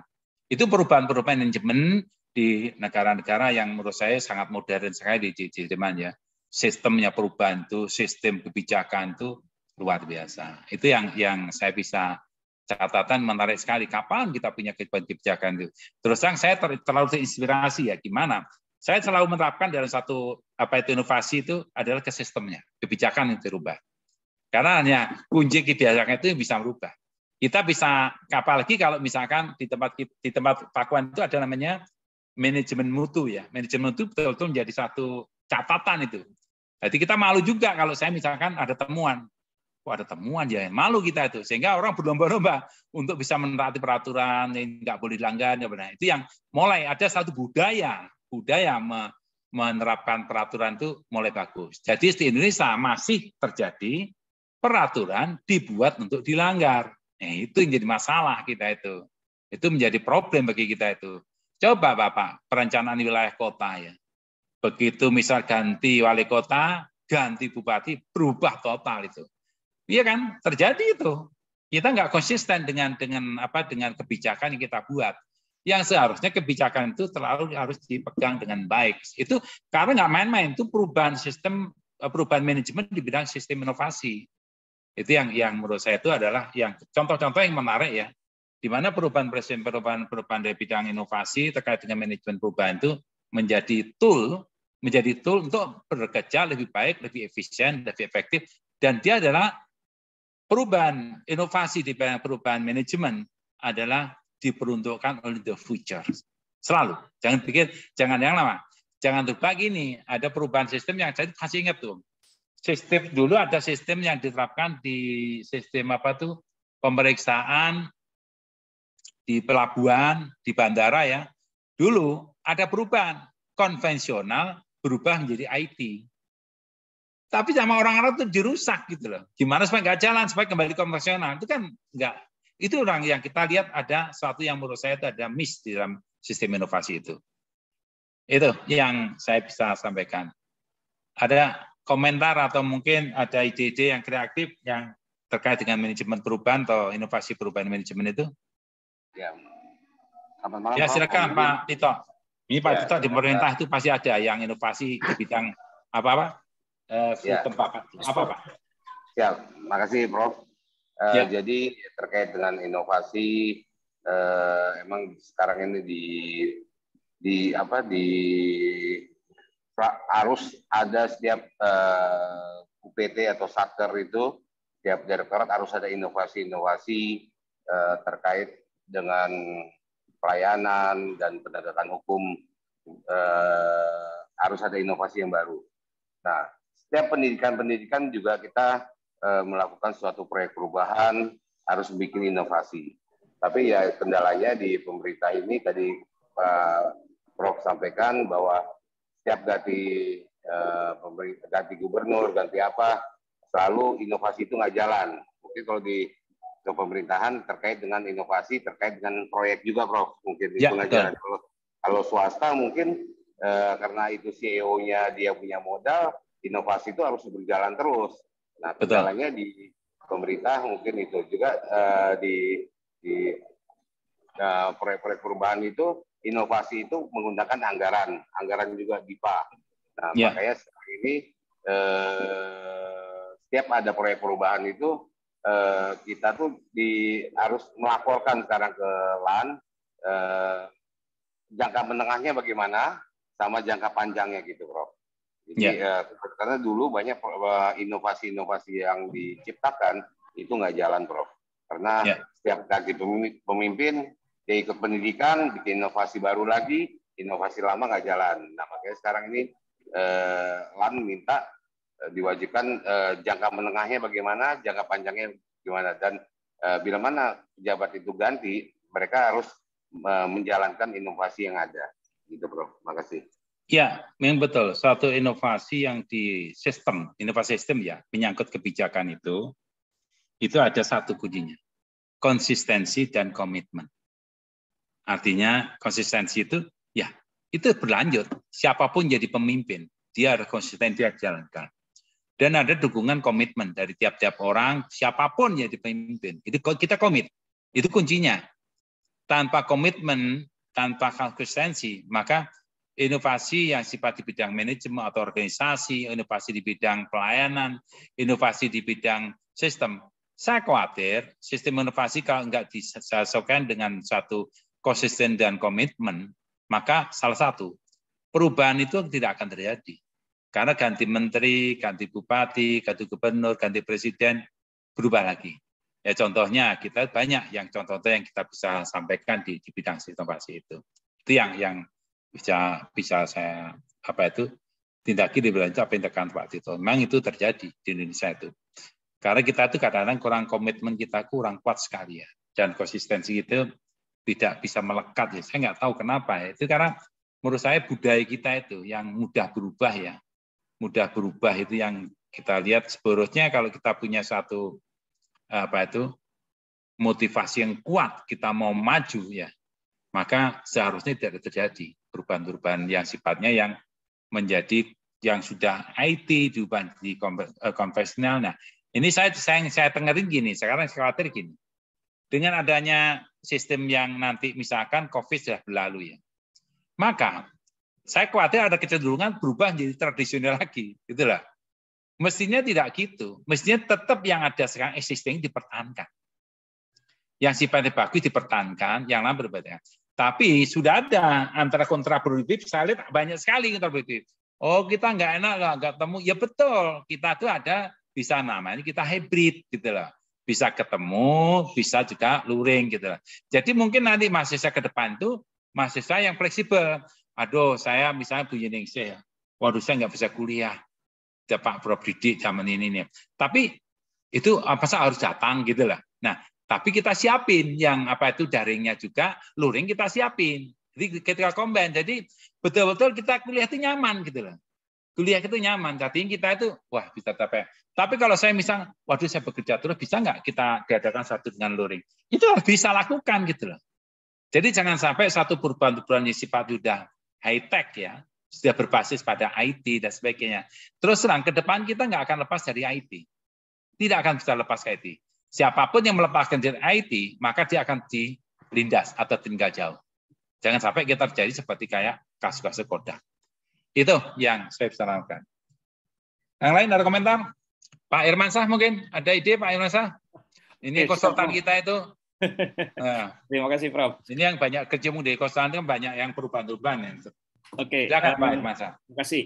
Jadi kalau dari penjelasan Prof tadi, saya sangat setuju sekali dan juga dengan bukan setuju, maksudnya memang sangat benar sekali. Dan juga dari pertanyaan dari Pak Sutrisno, Bu Nanda dan Bu Juningsi, kalau saya boleh sedikit sharing bahwa dari pertanyaan Pak Tito tadi, kenapa sebenarnya inovasi itu nggak bisa berjalan, ganti pemimpin, maka inovasinya juga berubah. Nah, sebenarnya kalau saya lihat, Prof, inovasi itu harusnya lahir dari risiko dan peluang. Jadi kalau kita bicara dari sisi bisnis organisasi, maka organisasi itu pasti ada risiko dan peluang. Nah, dari risiko itulah maka kita akan buat mitigasinya, dan dari peluang itulah kita akan tahu bagaimana kita bisa mengembangkannya. Sehingga dari situ kita bisa akan melakukan inovasi sebenarnya, minimal dari peluang, karena peluang satu hal yang bisa kita pastikan untuk kedepannya lebih baik lagi. Nah, yang kedua, kalau saya lihat adalah bahwa inovasi itu harus bicara efisiensi dan efektif. Contoh misalnya, pada saat kita merubah pakai robot, itu secara efektif pasti efektif, tapi tidak efisien, mahal misalnya kayak gitu. Ya. Jadi secara proses dia akan lebih efektif, secara waktu dia akan lebih singkat, tingkat rejectnya berturun dan sebagainya. Tapi dari sisi efisien bagaimana? Mahal malah jadinya kan, dia naik dan seterusnya. Tapi itu inovasi gitu. Jadi ada yang diambil dari sisi keefektifannya, tapi tidak efisien. Tapi dari satu sisi lain bisa saja dia bicaranya adalah efisien gitu kan. Dia bisa bicara efisien dan juga dia bisa juga bicara efektif seperti itu. Contoh misalnya kalau kita lihat iPhone. iPhone tuh kalau dari sisi efisiensi untuk development-nya mahal gitu. Tapi karena dia bisa menjual produknya mahal, karena dia bicaranya adalah product excellent, bukan cost leadership, maka inovasi itu jadi sangat diuntungkan di situ dalam satu bisnisnya si iPhone itu seperti itu. Jadi saya pikir benar sekali. Jadi inovasi itu harus mengikuti bagaimana risiko dan peluang, bagaimana dia bicara efektif dan efisiensi. Kira-kira kalau menurut saya kayak gitu, Prof. Mohon izin, Prof. Ya, betul. Jadi betulnya kita namanya inovasi itu tidak membuat orang ekonomi terbebani. Inovasi itu yang pasti kita harus lebih efisien dan efektif. Dan menciptakan nilai, itu yang tadi. Ya. Menciptakan nilai harus ada. Tanpa menciptakan nilai itu nggak akan artinya gitu loh. Nggak ada nilai itu adalah satu yang berdampak pada manfaat. Gitu. Manfaat. Memang kalau itu iPhone, itu sebenarnya segmentasi, Pak, sebetulnya. Inovasi yang dikatakan segmentasi. Artinya siapa yang diraih? Yaitu orang yang berduit di situ. Sama dengan mobil Mercy, nggak ada mobil Mercy yang sekelas sekelas Toyota yang ke bawah, nggak ada. Biasanya inovasi yang dikembangkan oleh Mercedes, dia segmen atas ke atas, segmen menengah ke atas yang dikembangkan. Jadi satu inovasi itu punya segmen juga. Contoh yang sekarang itu. Begitu Nokia dulu merajalela, dia mulai dari HP tingkat bawah sampai atas ada. Tapi begitu Samsung masuk, iPhone masuk, produk-produk Cina mulai berlebaran, ya, maka Nokia mulai ditinggalkan. Kenapa? Tingkat inovasi mulai tidak sebanding gitu loh. Namun ternyata saya telah baca lebih, saya nganggu itu ternyata Nokia itu membuat segmentasi, Pak. Jadi apa? Segmentasi apa? Membuat segmentasi itu kalau misalkan dia buat HP dari emas tuh, Pak, lapisan emas di sana tuh. Nah, itu banyak dikembangkan apa? Segmentasi ditingkatkan oleh dia. Nah, teknologi meskipun itu juga ada teknologi maju. Saya lihat itu yang kelihatan segmentasi yang dikembangkan. Dia nggak bermain lagi di segmen bawah, tapi segmen daripada menengah ke atas.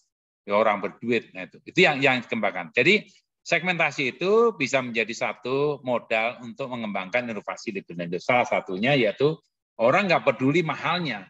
Tapi ada penciptaan nilai itu loh, nilai yang dikembangkan dia itu. Apa nilai itu bisa menjadi orang itu menjadi terangkat misalkan. Orang bisa naik sepeda, Mercedes ya, nah, terangkat dia. Oh, HP-nya apa? iPhone loh. iPhone ya, nah itu terangkat ya gitu tuh. Nah, itu yang kita ada penciptaan nilai di situ yang perlu kita sadari. Baik itu nilai yang memberikan manfaat atau nilai yang membuat itu orang menjadi lebih baik. Selain efisien dan efektif. Itu mungkin Bapak Ibu sekalian. Kalau enggak kita lanjutkan sekarang ini yang saya ngambil dari tempatnya Bu Yuningsih ini, Bu siapa itu Bu Nanda menarik ini. Jadi ini. Tadi saya pernah membuat dorongan perubahan ya untuk knowledge economy. Ini menjadi kemarin saya knowledge economy ya. Saya sudah terangkan knowledge economy apa kemarin itu bagi perubahan untuk knowledge economy itu harus kita. Dan ini yang menyebabkan perubahan, dorongan perubahan, knowledge economy. Jadi perubahan ekonomi yang selalu bergerak cepat sekali. Sehingga menunjukkan perubahan-perubahan pada orang satu dengan lain. Karena knowledge economy itu merubah diri, merubah individu, merubah kelompok, merubah organisasi. Ini knowledge economy, hebatnya situ. Kemudian virtual organization, itu juga menjadi berubah. Menjadi hal yang menarik sekali. Merger dan acquisition itu juga merupakan satu yang kenapa dorongan perubahan karena merger, acquisition. Nah, itu merubah sistem juga, merger dan acquisition. Banyak perusahaan besar yang merger dan acquisition ya, terutama yang dikembangkan di holding ya. Itu perubahan-perubahan yang menurut saya seperti sekarang itu yang untuk perbankan apa? Yaitu adalah bank syariah kan. Digabung jadi satu bank syariah itu. Hanya bank syariah Indonesia kayak gitu. BSI. Semua dikumpulkan di situ. Maka dengan mergernya dan acquisition berapa itu, maka pasti merubah sistem manajemennya. Itu ada perubahan manajemen di situ. Jadi dengan merger acquisition ada perubahan manajemen di situ. Ya. Kemudian electronic commerce itu juga merubah, membuat satu dorongan perubahan juga. Digital convergence juga menjadi suatu dorongan perubahan-perubahan. Kemudian privatization juga menjadi perubahan. Ini yang kita lakukan di kegiatan itu. Kemudian konsep dasar perubahan manajemen itu kondisi sekarang. Ada perubahan manajemen, ada keadaan yang baru. Ini yang saya sampaikan ke Kotter itu. Jadi namanya manajemen perubahan yang sifatnya ke manajemen perubahan itu adalah kondisi sekarang, manajemen kondisi yang ada gap. Nah, siapa yang merubah gap? Jadi ada gap kondisi sekarang dan akan kita inginkan. Itu hanya bisa dicapai kalau ada manajemen perubahan di situ. Ada gap di sini. Nah, gap itu tentunya harus dibuat keadaan yang baru itu yang diinginkan harus realistis. Jangan terlalu bombing ya, sesuatu yang nggak bisa capai. Jadi ada gap ini yang bisa menjembatani ada perubahan manajemen karena ada yang tadi kalau kita belajar namanya belajar namanya balance scorecard, ada KPI yang harus kita capai di situ untuk mendapatkan keadaan yang baru yang kita inginkan. Nah, manajemen perubahan itu apa? Jadi kita berjelas sekali, betulnya manajemen strategik itu adalah manajemen perubahan sebetulnya. Manajemen perubahan bagi apa? Ya untuk manajemen gitu. Karena dia ingin maju, dia memikirkan apa? 5 tahun, 10 tahun ke datang. Dan dia implikasi daripada perubahan itu dengan menganalisa balance scorecard itu, maka ada 4 perspektif yang dirubah di situ. Mulai perspektif stakeholder, perspektif daripada finansialnya, perspektif daripada pertumbuhan pembelajarannya, perspektif dari bisnis prosesnya. Itu yang kita. Nah, manajemen perubahan ini harus menganut pada 4 perspektif itu. Tanpa itu nggak bisa lagi. Jadi yang dikatakan konsep dasar manajemen itu di situ. Yang kita kelihatan dari manajemen perubahan, manajemen strategik itu adalah merupakan contoh daripada manajemen perubahan yang mengukur keadaan yang baru yang kita inginkan dari yang kondisi sekarang itu. Ini yang kita lihat pengaruh konteks terhadap manajemen inovasi, tadi sektor ya, yang beda, mempunyai prioritas yang utama, misalkan intensitas pada skala produktif, berbeda intensitas pada tenaga kerja. Ukuran perusahaan, dulu usaha kecil, beda dan cara mengakses sumber daya oleh mana itu membutuhkan di banyak jaringan linkage-nya. Kemudian sistem, peraturan semua. Jadi peraturan, dari sistem itu peraturan. Saya katakan tadi, pertanyaan pertama tadi, apa sih Pak yang itu? Ya perubahan, sistemnya yang kita rubah. Perubahan kebijakan yang kita, peraturan yang kita rubah. Jadi negara yang berbeda akan memiliki tingkat kedudukan yang berbeda ditujukan ke kebijakan bidang ekonomi, kebijakan bidang ekonomi. Ya ada perubahan-perubahan di situ mendasar. Kemudian tingkat inovasi instrumental atau radikal. Jadi baik instrumental atau radikal membutuhkan pendekatan yang berbeda. Ini perlukan satu manajemen perubahan dan manajemen estimasi yang harus mencapai tataran itu. Ini 5 tahapan yang saya lihat dari apa yang disampaikan oleh Bu Nanda ya. 5 tahap proses perubahan secara efektif itu menyangkut membangun kebutuhan untuk melakukan perubahan. Nah, membangun kebutuhan untuk melakukan perubahan. Kemudian menciptakan visi dan tujuan proses perubahan. Membangun dukungan untuk proses perubahan, mengelola proses perubahan, memelihara momentum perubahan. Jadi proses perubahan ini menjadi efektif, yang tadi katakan efektif, dan efisien di sini perubahan ini. Mesti tampil satu efisien. Itu yang bisa efektif juga efisien. Jadi 5 tahap dari proses perubahan itu yang secara efektif membangun kebutuhan, jadi perubahan karena kebutuhan, menciptakan visi dan tujuan, itu juga kebutuhan, membangun dukungan untuk memproses perubahan, mengelola proses perubahan, dan memelihara momentum perubahan itu sendiri.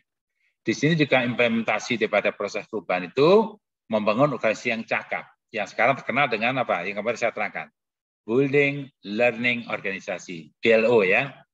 Mendesain sistem penghargaan yang sifatnya adalah mendukung proses perubahan. mencipta culture, mendukung proses perubahan. Kemudian menggunakan kepemimpinan bervisi perubahan. Yang dikatakan adalah kepemimpinan visioner ya. Itu faktor kembangan dari human research dan organisasi. Kemudian faktor sistem.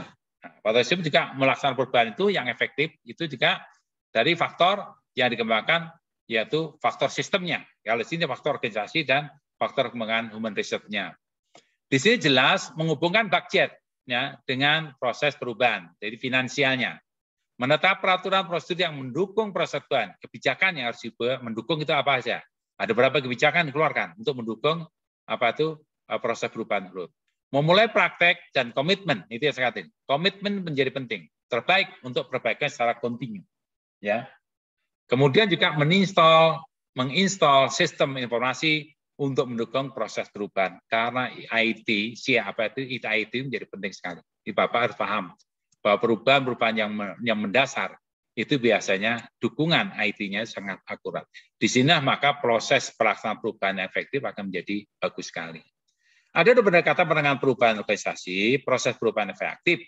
Manajemen bereaksi atas tanda-tanda bahwa perubahan bukan pelaksanaan modifikasi sedikit untuk menangani masalah tertentu yang timbul. Sebagai contoh, bila peraturan manajer mungkin akan membeli alat pemadam kebakaran, ya, aturan lagi. Ya. Proses perubahan ditandakan planning ya disebut sebagai proses proaktif. Manajemen melakukan berbagai investasi waktu, sumber daya lainnya yang berarti untuk mengubah cara-cara operasi organisasi. Perubahan yang ditandakan itu disebut sebagai perancangan implementasi inovasi struktural, kebijakan atau tujuan baru untuk suatu perubahan dalam filsafat iklim, gaya pengoperasian secara sengaja, ataupun kita menggunakan satu penyesuaian dengan perubahan. Di dalam proses perubahan terdapat seorang atau individu yang bertanggung jawab atas peranan kepemimpinan dalam proses pengelolaan perubahan. Individu ini disebut dengan change agent, pengantar perubahan.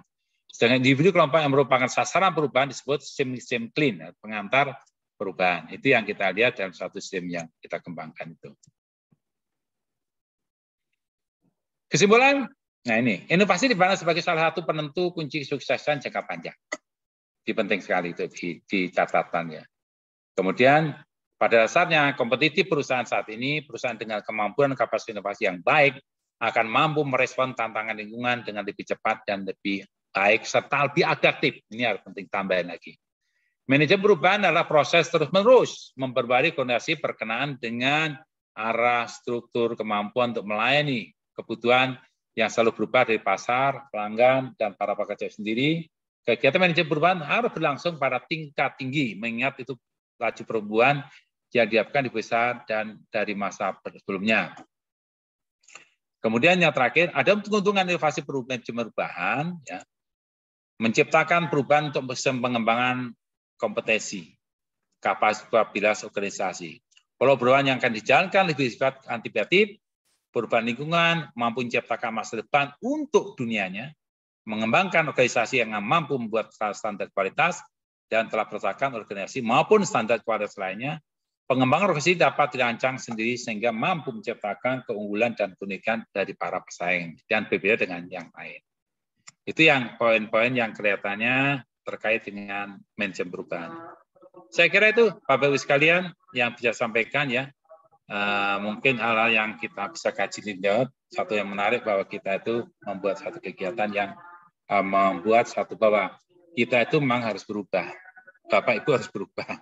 Jadi perubahan itu mendasari itu apa? Yaitu saya selalu katakan, tolonglah tingkatkan knowledge manajemennya, tingkatkan pengetahuan masalah building learning organisasi. Jadi ini manusia pembelajar, maka kita akan inovasi akan selalu muncul. Jadi orang manusia kreatifnya dan kritis suatu perubahan-perubahan itu. Kita butuh kritisi di situ. Saya kira itu Bapak Ibu yang saya sampaikan. Terima kasih. Apakah udah absen semua ya?